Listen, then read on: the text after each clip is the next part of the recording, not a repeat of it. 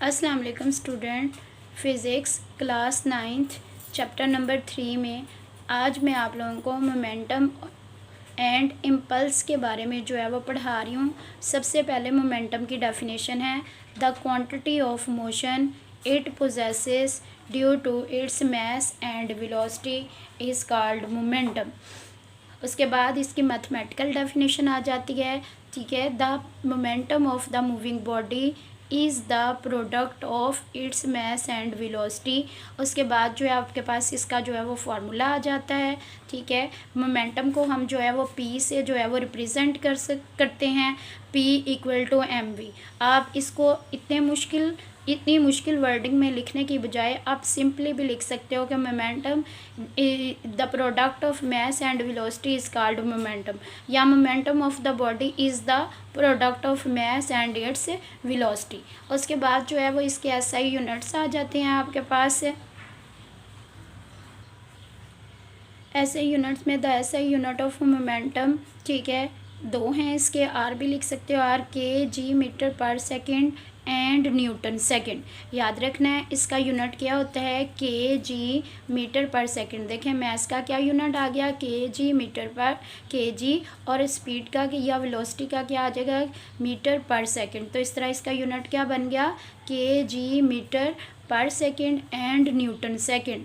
अब देखो अगर हम इसको, ये दोनों एक दूसरे के इक्वल होते हैं। कैसे, 1 न्यूटन जो होता है वो आपके पास इक्वल होता है 1 kg मीटर पर सेकेंड स्क्वायर, और अगर हम दोनों तरफ एक सेकंड से मल्टीप्लाई कर लें तो इस तरफ देखें न्यूटन सेकंड बन जाएगा, और इस तरफ जो हैगा सेकंड और पर सेकंड स्क्वायर क्या हो जाएगा, पर सेकंड सिर्फ बच जाएगा।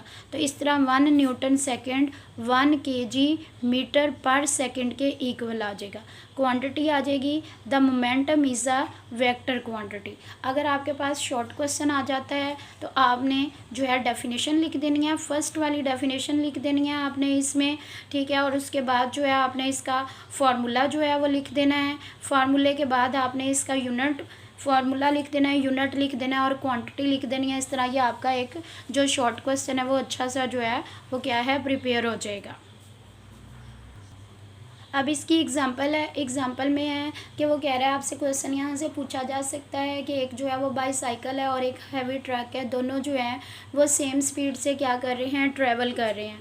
तो इनमें से किसको जो है वो रोकना जो है वो आसान होगा, ठीक है। तो इसमें से जो है वो बाईसाइकिल को रोकना जो होगा, या बाईसाइकिल को हम आसानी से रोक सकते हैं, क्योंकि जो बाईसाइकिल है उसका मास जो है वो ट्रक के कंपेयर जो है वो बहुत कम है, ठीक है। क्योंकि जो क्वांटिटी ऑफ मोशन है, यानी कि जो मोमेंटम है, क्वांटिटी ऑफ मोशन किसको कहते हैं, मोमेंटम को ही कहते हैं, ठीक है। वो किस पे डिपेंड करती है, वो मास और वेलोसिटी पे क्या करती है, डिपेंड करती है। Quantity of motion depend on it's mass and velocity. ये MCQs आपका आ सकता है।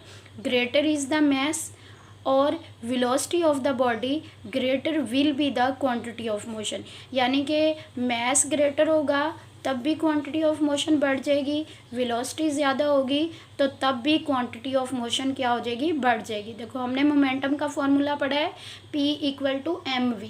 तो देखो m और v दोनों प्रोडक्ट हैं, उनमें से अगर कोई एक क्वांटिटी भी इंक्रीज़ होती है तो उससे क्वांटिटी ऑफ मोशन क्या हो जाएगी, इंक्रीज़ हो जाएगी। मैंने सिंपल और आसान वर्डिंग में आपको एग्जांपल जो है उसको कन्वर्ट कर दिया है, तो आप लोगों ने इसको लिख भी लेना है। Suppose that a bicycle and a heavy truck are moving with the same speed, the bicycle can be stopped easily because its mass is smaller as compared to truck. As we know that the quantity of motion in moving objects depends on its mass and velocity. Greater is the mass or velocity of the body, greater will be the quantity of motion. ये example आ गई आपको, आपने इसको अच्छे तरीके से जो है वो क्या कर लेना है, लर्न कर लेना है। एक्सप्लेनेशन आ गई है, when a ball is hit by a bat the force is exerted on the ball for a very short interval of time. In such a case it is very difficult to calculate the exact magnitude of the force. However, initial velocity vi of the ball and final velocity vf after collision can be found easily. वो कह रहा है कि जब भी कोई एक जो है बॉल जो है बैट जो है वो बॉल को जो है बॉल को हिट करता है, ठीक है, या बॉल जो है एक बैट से हिट की जाती है तो उसके ऊपर जो है वो एक जो है फोर्स जो है वो बॉल के ऊपर जो है वो लगती है, लेकिन ये फोर्स जो है वो बहुत थोड़े से वक्त के लिए लगती है। इसलिए इस फोर्स की जो मैग्नीट्यूड होती है, मिकदार होती है, उसको कैलकुलेट करना क्या होता है, बहुत जो है वो मुश्किल होता है। ताहम अगर हम इसकी जो है इनिशियल वेलोसिटी और फाइनल वेलोसिटी जो कुलियन की है वो हम इजीली क्या कर सकते हैं, फाइंड आउट कर सकते हैं। उसके बाद इसकी आपके पास डेरिवेशन आ जाएगी। डेरिवेशन की हेडिंग दी हुई है during a time interval del t, ठीक है, जो टाइम में चेंज आता है उसको हम क्या कह देते हैं, del t. The average acceleration a is given by, अब आपको पता है जो एक्सेलरेशन होता है वो किसके इक्वल होता है, final velocity minus initial velocity divided by time. According to Newton second law of motion the value of average force acting during the interval del t will be, तो F इज इक्वल टू क्या आ जाएगा, देखो according to Newton second law of motion F equal क्या होता है, ma के equal होता है। By putting the value of A from equation 1 in equation 2, जो हम पहले 1 इक्वेशन में A की वैल्यू लिख के आए हैं कि A equal to VF minus VI, ठीक है, डिवाइडेड बाय टाइम, तो हम यहाँ पे A की जगह क्या कर लेंगे, वो वाली वैल्यू जो है वो पुट कर देंगे, ठीक है। अब जो चेंज इन जो है वेलोसिटी है वो किसके, उसको हम इस तरह भी लिख सकते हैं, ठीक है, डेल वी चेंज इन, ये देखो VF माइनस VI को हम किस तरह लिख सकते हैं, ये चेंज आ रहा है तो डेल वी, तो इस तरह आपके पास del v over del t आ गया, M into del v over del t.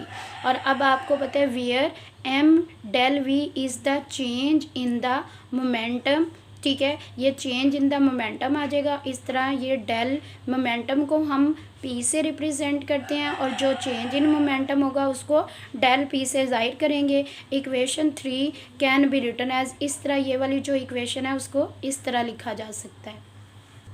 और इस तरह आपके पास फोर्स जो है वो क्या आ जाएगी, change in momentum over change in time के जो है वो इक्वल आ गई, ठीक है, अकॉर्डिंग टू द इक्वेशन 4, इसको हमने इक्वेशन 4 का नेम दे दिया है।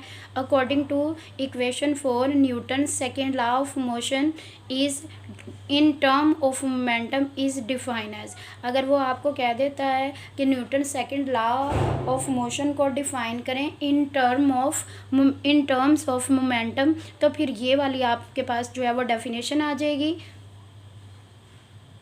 The rate of change of momentum of a body is equal to the force acting on it। देखें ये आपके पास है द रेट, टाइम के लिए हम rate, the rate of change of momentum, ठीक है, of a body is equal to the force, और ये MCQs भी आ सकता है।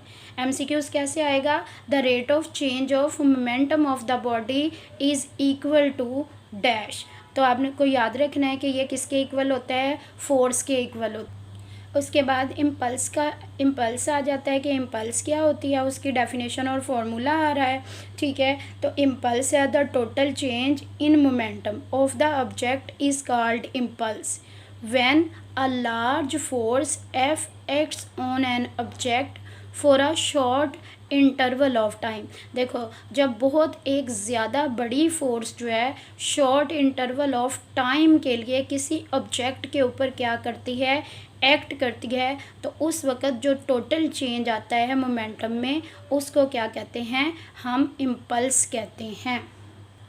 साथ में इसका फॉर्मूला लिखा हुआ है F into del t equal to क्या आ जाता है, M del V equal to M into VF minus VI। इस तरफ आप इम्पल्स लिख लेना। इम्पल्स को किससे रिप्रेजेंट करते हैं, कैपिटल I से रिप्रेजेंट करते हैं। इम्पल्स को किससे रिप्रेजेंट करते हैं, कैपिटल आई से जो है वो रिप्रेजेंट करते हैं। इस तरह अगर इम्पल्स आपसे शॉर्ट में पूछ लिया जाता है तो उसकी डेफिनेशन और उसका फार्मूला आप लोगों से पूछ लिया जाएगा, तो आपको ये अच्छी तरीके से याद होना चाहिए। देखिए मैंने आपको ये पूरा टॉपिक जो है वो बहुत वाइडली जो है वो समझा दिया है। आपके पास मोमेंटम की डेफिनेशन, फार्मूला, यूनिट, क्वांटिटी आ गई है, उसके बाद जो है वो उसकी एग्जांपल आ गई है, उसके बाद वर्ड्स में उसकी एक्सप्लेनेशन आ गई है, उसके बाद डेरिवेशन आ गई है, ठीक है, और उसके बाद जो है इम्पल्स की डेफिनेशन और जो है डेरिवेशन है।